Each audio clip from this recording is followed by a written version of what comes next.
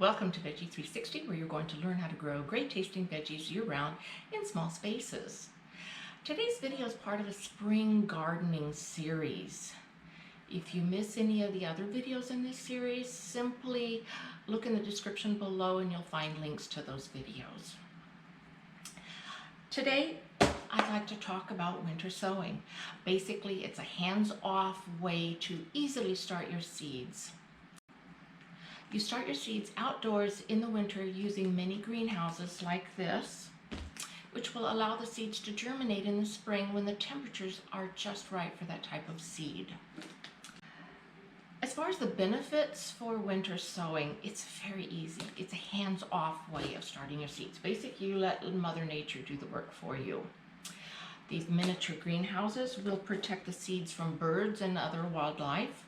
And it also protects against the harsh winter winds.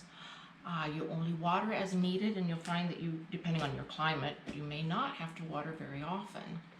The seedlings will already be hardened off because they've been sitting outside. So if you sow your seeds inside, then you have to do that hardening off period before you put them out in the garden.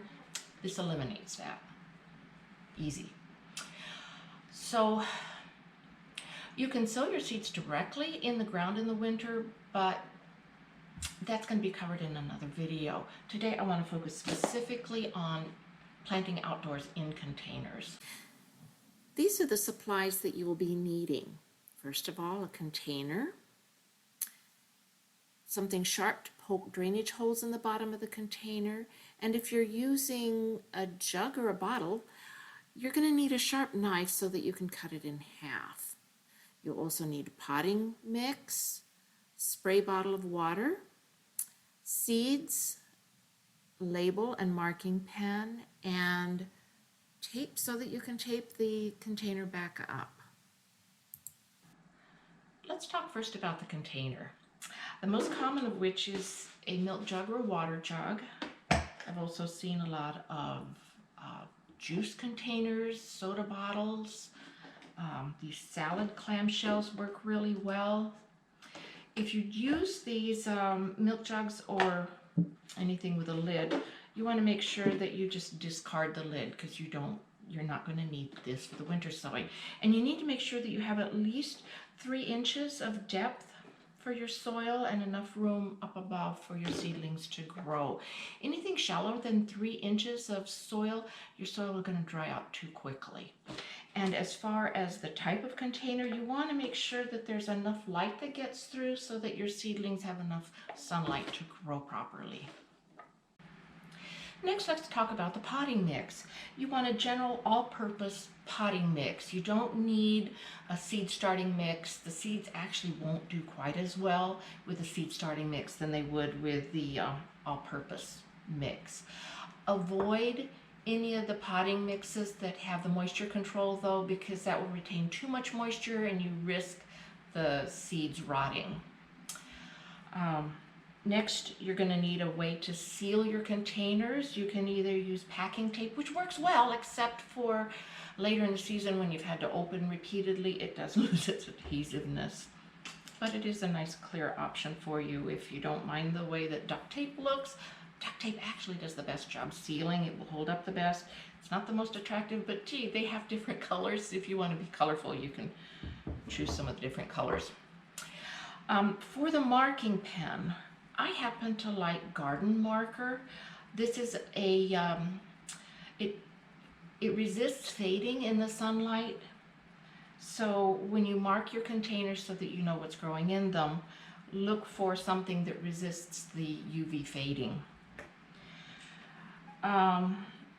For the seeds, this works really, really well with flowers, the perennials and the semi-hardy annuals.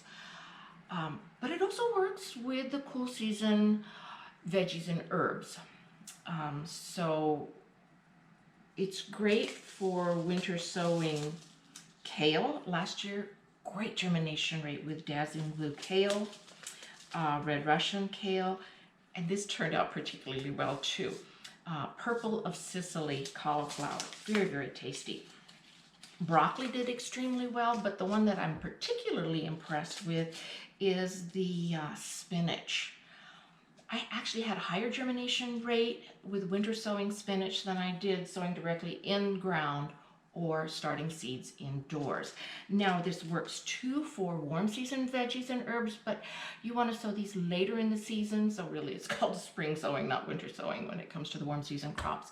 You just need to pay attention to the length of your growing season. If you live in the northern climates where you have a shorter growing season, then your options are going to be more limited for winter sowing the warm season crops. Now let's talk about how to do it.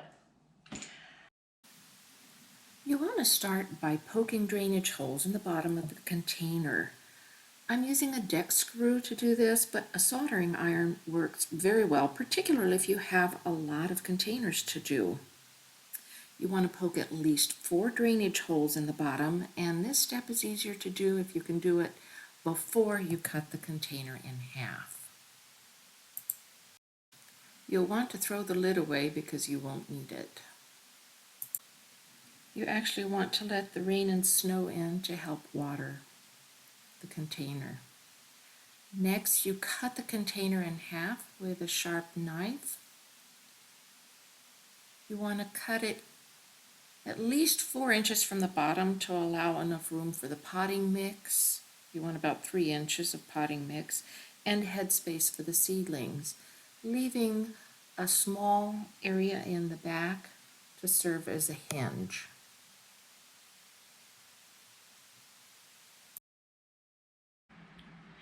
Next, we're going to put the potting mix in. This is moistened potting mix. See how it holds together nicely? If you can squeeze water out of it, then it's going to be too moist. So you need enough soil to give 3 inches of, at least 3 inches of mix in the bottom of your container.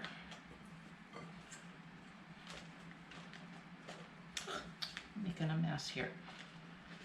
All right, so that looks like a good 3 inches or so. I'm going to tap it down lightly. After I've tapped it down lightly, I'm going to plant some kale. This is Dazzling blue kale, and according to the planting instructions, I need to go about 1/4 of an inch deep. I'm just going to sprinkle the seeds on top of the mix, sprinkling fairly liberally because I want to plant a lot of this. This is very, very tasty. I'm going to pat it in so we get a good contact with the soil, and then lightly cover to 1/4 inch depth. I'm next going to spritz it with water.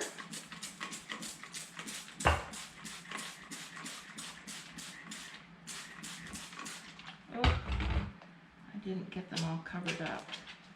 Make sure you have good coverage on your soil, good coverage with your soil, so your seeds are not exposed. Now some seeds do need light. Kale does not necessarily need light. So spray it really well, get it good and moist. Once I have my seeds planted, I need to label what it is I've planted. I put the label on the inside. So this is Dazzling blue kale and today's date. I put this on the inside as well as write it on the outside.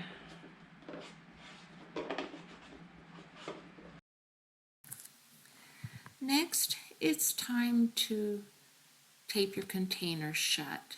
Carefully fit the top and bottom pieces together and run the roll of tape all the way around the outside so that you get a good seal.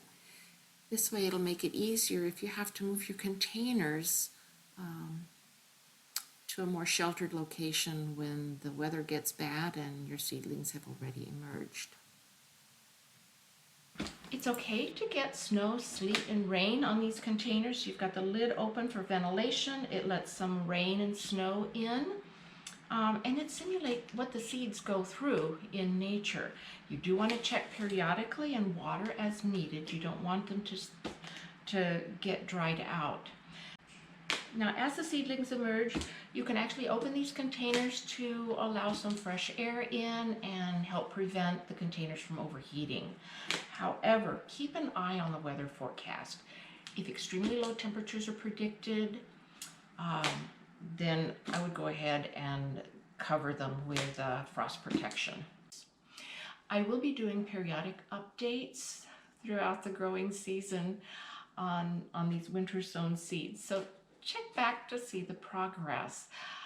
Make sure you subscribe and hit the notification button so that you don't miss out on any of these updates. Also, please share this video with others who you think might be interested in learning how to winter sow veggies. Thank you for watching. Bye-bye now.